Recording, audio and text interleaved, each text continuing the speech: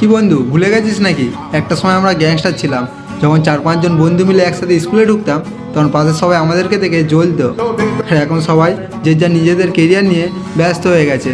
এখন আড্ডা তো দূরে থাক, এখন ভালো করে কথাও হয় না। আর এখন রাস্তায় যাওয়ার সময় যদি স্কুলটাকে দেখতে পাই, সেই ক্লাসরুমের দিকে তাকিয়ে মনে মনে ভাবি, ইস আবার যদি ওই স্কুলের ওই ক্লাসরুমের ওই পিছনের বেঞ্চিগুলোতে বসতে পারতাম, আবার হয়তো সেই বন্ধুগুলোকে নতুন করে ফিরে পেতাম। আজকের প্রশ্ন হলো, আচ্ছা তোমারও কি স্কুল লাইফে কোনো গ্যাং ছিল?